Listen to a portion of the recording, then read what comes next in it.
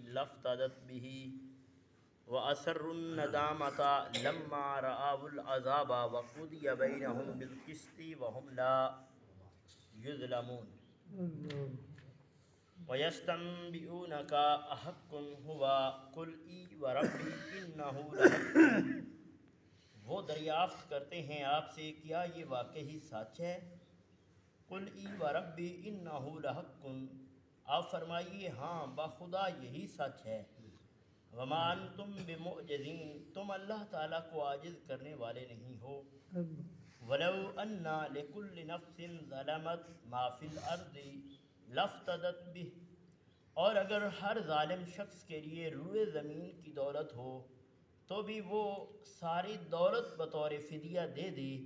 وَأَسَرُّوا النَّدَامَةَ لَمَّا رَآوُا الْعَذَابَ، اور وہ ظالم دل ہی دل میں پچھتانے لگے جب دیکھا انہوں نے عذاب کو. وَقُضِيَ بَيْنَهُمْ بِالْقِسْطِ، فیصلہ کر دیا گیا ان کے درمیان انصاف کے ساتھ. وَهُمْ لَا يُظْلَمُونَ، اور نہیں ظلم کیا جائے گا. یعنی ان آیات کریمہ میں اللہ رب العالمین کے محبوب جب انہیں عذاب سے ڈرایا کرتے تھے، جو سابقہ آیتوں میں ہم نے پڑھا، تو جب یہ کہا کرتے تو انہوں نے پوچھا کہ کیا یہ واقعی ایسا ہوگا؟ تو اللہ رب العالمین نے حکم دیا کہ اے محبوب انہیں بتا دیجئے کہ قل ای وربی انہ لحق، کہ واقعی یہ اسی طرح ہوگا جس طرح میں تمہیں بتا رہا ہوں، اور یہ سچ ہے اور یہ حقیقت ہے.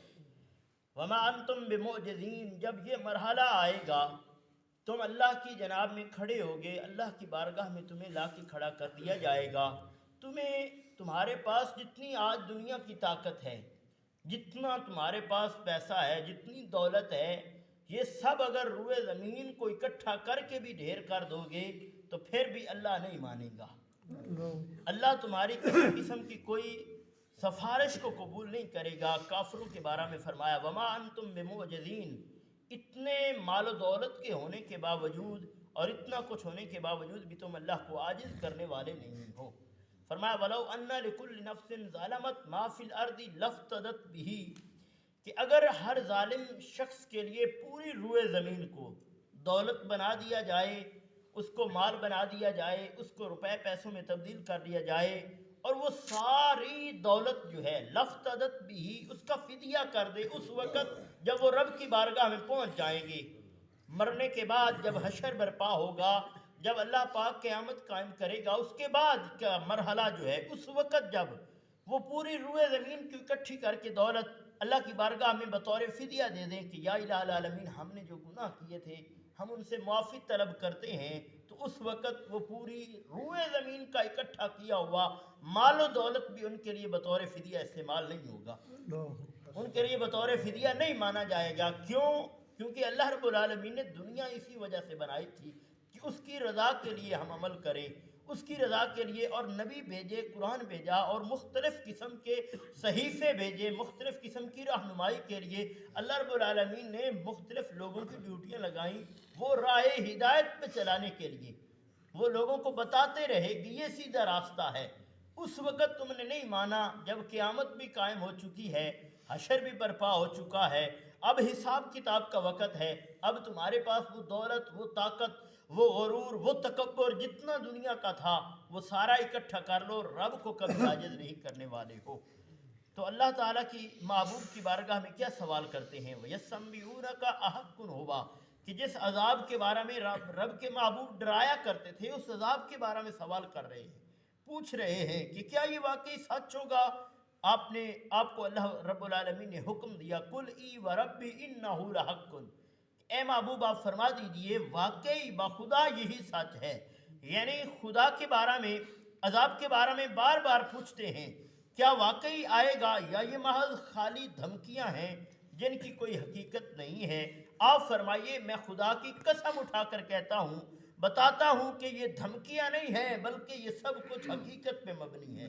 بلکہ یہ تمام جس میں اللہ رب العالمین نے مختلف وضاحتیں پیش کی ہیں اس میں شک و شبہ کی کوئی گنجائش نہیں ہے. اور فرمایا وما انتم بمعجزین، اور تم جس قسم کی آج طاقت لیے پھرتے ہو دنیا میں، جتنا تمہارے پاس معیار ہے دنیا میں، جتنی بلندیوں پہ ہو، یہ تمام طاقتیں، یہ تمام دولتیں، یہ تمام مال، یہ تمام چیزیں تمہاری ہیں، اللہ تعالیٰ کو کبھی عاجز نہیں کر سکیں گی۔ وجہ کیا ہے؟ وجہ یہی ہے کہ دنیا کو اللہ تعالیٰ نے تمہارے لیے اس لیے بنایا تھا کہ اس کی رضا کی خاطر کام کرو۔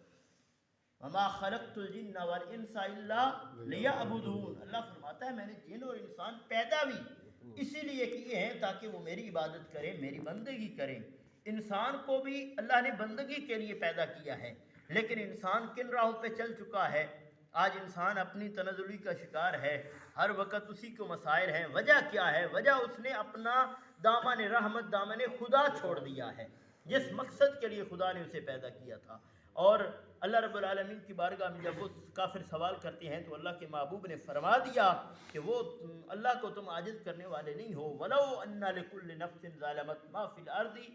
لَافْتَدَتْ بِهِ، کہ اگر ہر ظالم شخص کے لیے، یہ کن کا تذکرہ ہے؟ ان ظالموں کا ہے جو ظلم کرتے ہیں دنیا میں، ان کے لیے اللہ رب العالمین فرما رہا ہے کہ یہ ان کو بتا دیجئے کہ پوری روئے زمین، ما فی الارض، پوری روئے زمین کی دولت، لافتدت بھی، کہ وہ ساری فدیہ کے طور پر بھی اگر تم پیش کرو گے اللہ اپنی بارگاہ میں اسے قبول نہیں کرے گا۔ یعنی کفار آج تو مال دولت پر پروانہ وار نثار ہو رہے ہیں، دنیا میں ان کے پاس اتنی عزت، اپنی سلامتی، اپنے عیش و آرام کو اسی سے وابستہ سمجھ رہے ہیں کہ لیکن کل جب یہ بارگاہ خداوند ذوالجلال میں حاضر کیے جائیں گے اور ان کے گناہوں کا بوجھ ان کا گردن پر لاد دیا جائے گا، دوزخ کے شعلے ان کی طرف لپک رہے ہوں گے، اس وقت ان کی یہ خواہش ہوگی کہ کاش ان سے آج سب کچھ لے لیا جائے، یہ جو دنیا انہوں نے کمائی تھی، یہ جو دنیا نے انہیں اکٹھا کیا تھا، یہ سارا کچھ لے لیا جائے۔ اور اس وقت وہ کہیں گے کیا یہ بہتر نہیں کہ آج، تو کیا یہ بہتر نہیں کہ آج جب کہ در رحمت باز ہے اور تھوڑی سی کوشش سے اللہ تعالیٰ کو راضی کیا جا سکتا ہے، تو کیوں نہ اس موقع کو غنیمت سمجھا جائے۔